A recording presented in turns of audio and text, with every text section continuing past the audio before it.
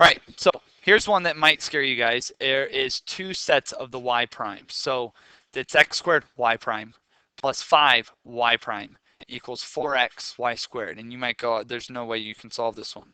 Yep, you still can. You just got to separate. You got to integrate. So I'm going to first write it as x squared dy dx plus 5 dy dx equals 4xy squared. Too many times students take this and they try to subtract the x squared over because they see this.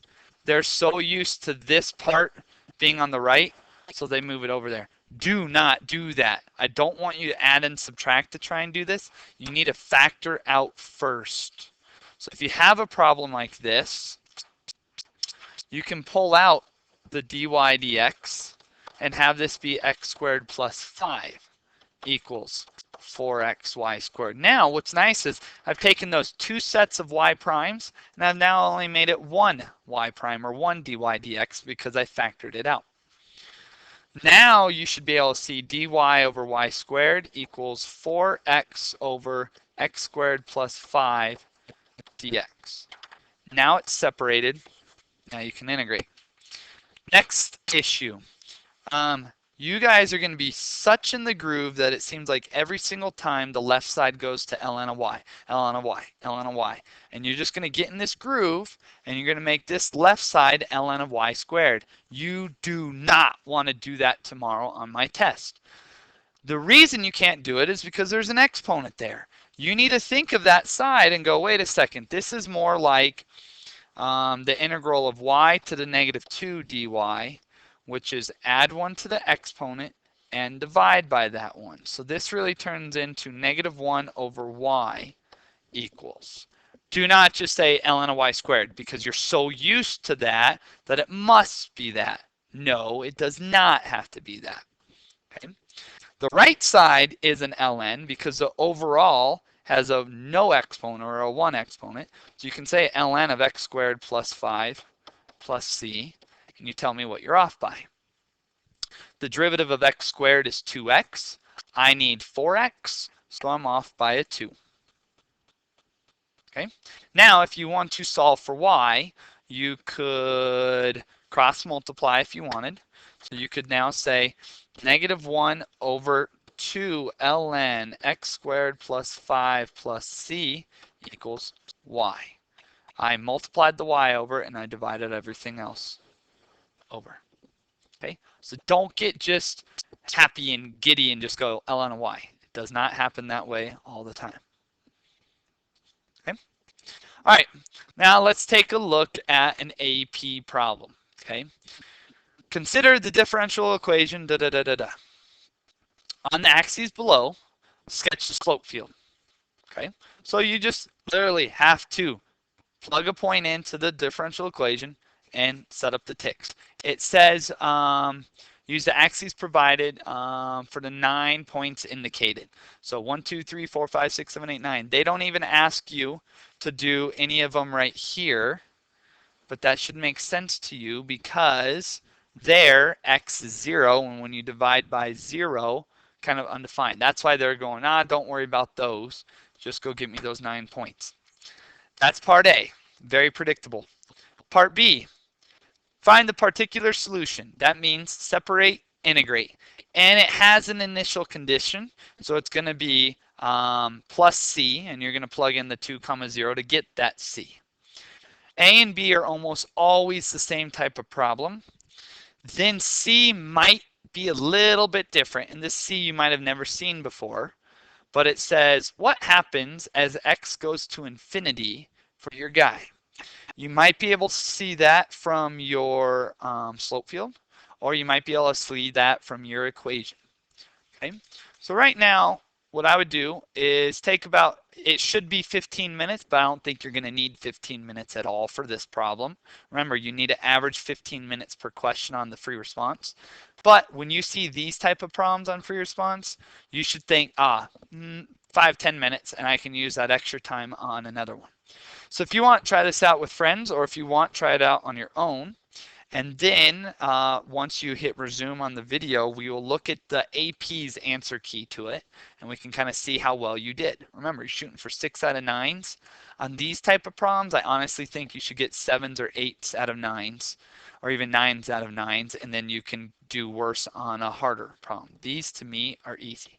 So hit pause, try this out. Then when you're ready, hit play, and we'll look. All right, so here's what they have. First thing is setting up the tick marks. Those you should not miss at all. They say making sure you realize those are flat. That's 1 point. And then all the other slopes here and here, that's another point. To me, honestly, that should be the easiest 2 points on the test. So you should already have, I'll do tick marks here. You have 2 points. Next thing, watch where they provide the points on this here. Let me get it down to that. Okay, look how all the points happen. First one, separate. Check. Next one, there's 2 points here. Did you integrate correctly the left side, integrate correctly the right side? There's another great example of that 1 over x squared. Students getting so giddy and calling that ln of x squared. No, it's not. That is 1 with an exponent, so you have to add 1 and divide. There's 2 points there. Next thing, are you kidding me? Just saying plus c gets you a point. That's the easiest freebie alive as well. So I'm going to definitely put that as a 3rd point, guaranteed given. I also think you should be able to separate. I also think you should be able to integrate. So to me, I'm saying you have 4, you've already gotten 6 points because I think you should be able to handle that. Next thing, use the initial condition. Not even get it correctly, use it. That means you plug in, basically. Where is it here? Plug in. You just plug in to hopefully get the C guy. And then there's finally a point that, did you get it right or not? So maybe you screwed up some of the fuzzy math. I don't know. But you should have been able to separate. You should have been able to integrate. You should have been able to obviously say plus C. Then there's the fuzzy math. They did it in a couple different steps than you might have done it in. But in the end, hopefully you got to what they got. Okay.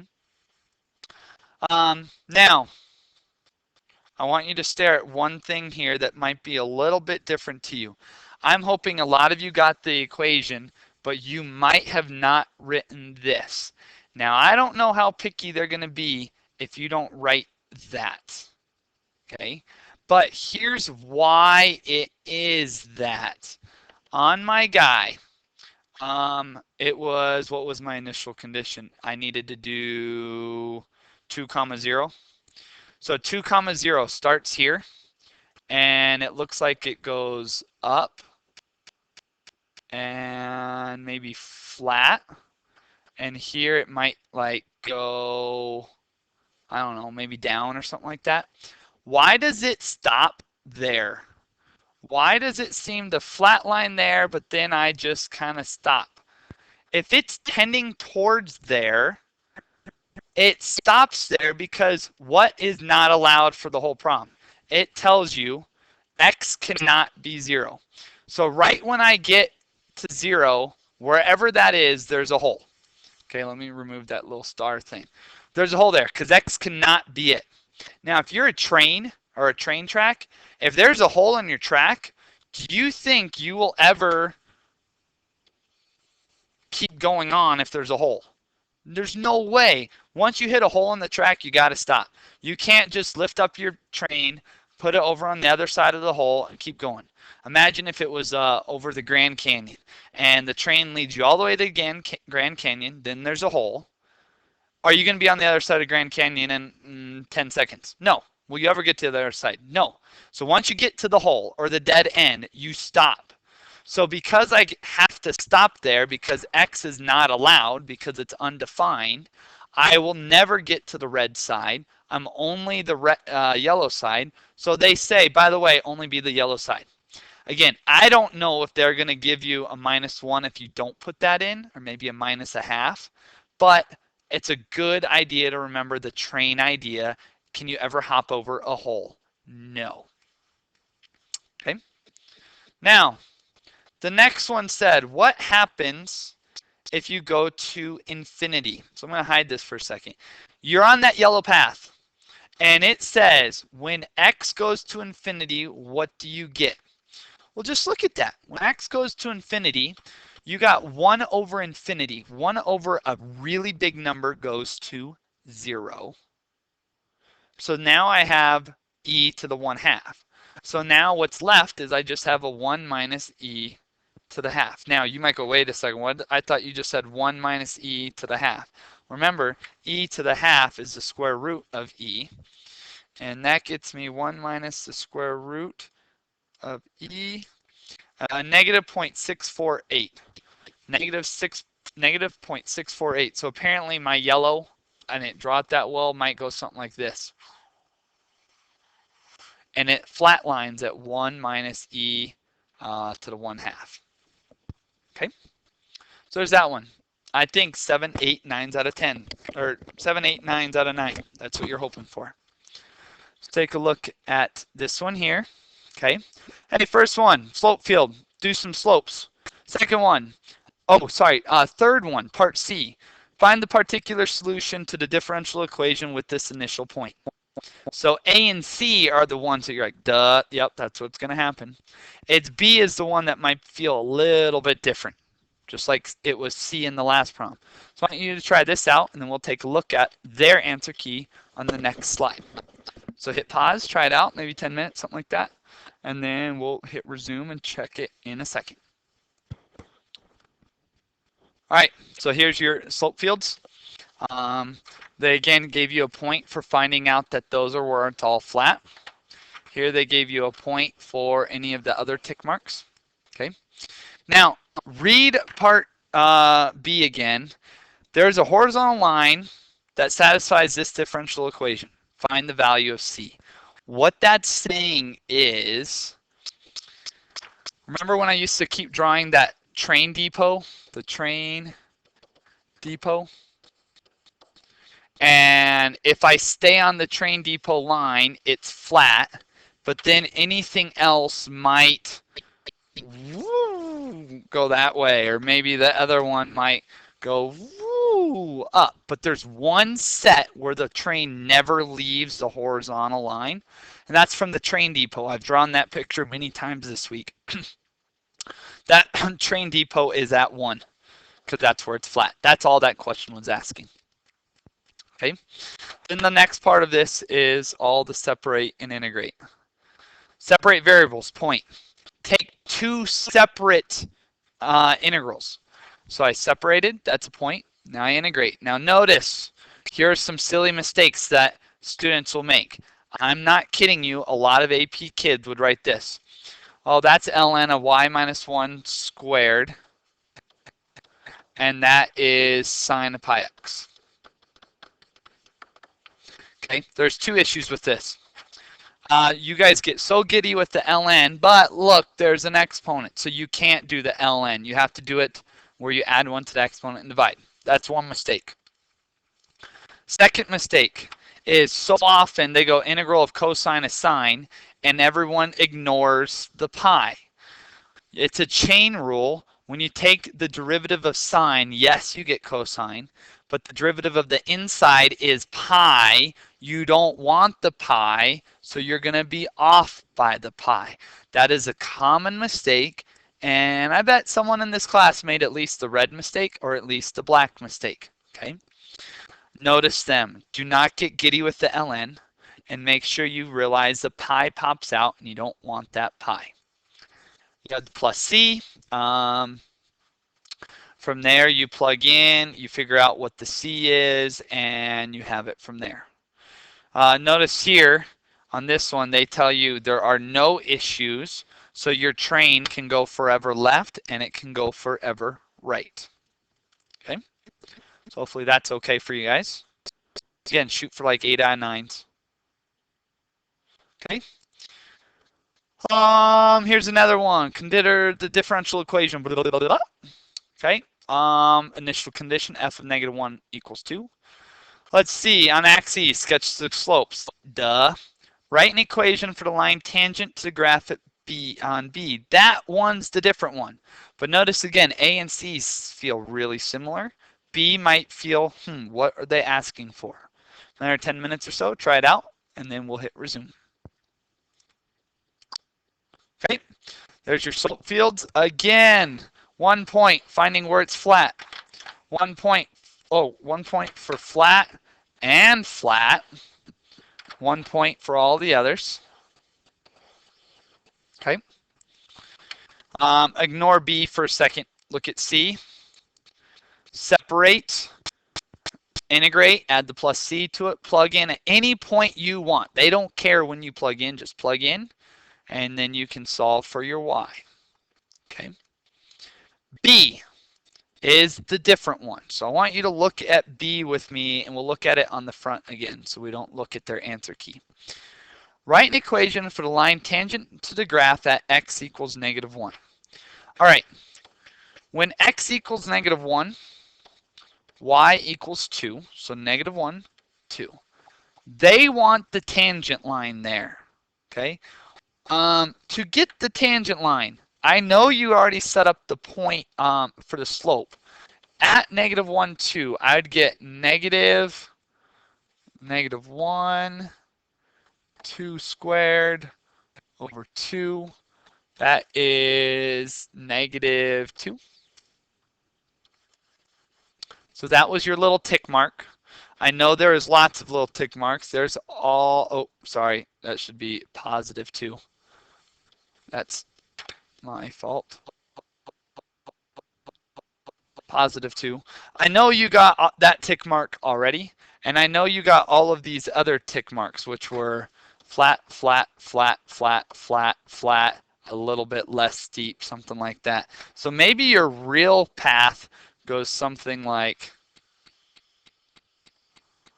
I don't even know. Yeah, it might go something like that. It doesn't want the real path. It wants only the tangent line to the path at that point. Well, look, you already have the point. It's -1, 2. You already knew the tangent slope was 2 because you already plugged into the slope field and you grabbed the slope. So you should already be able to see the tangent line.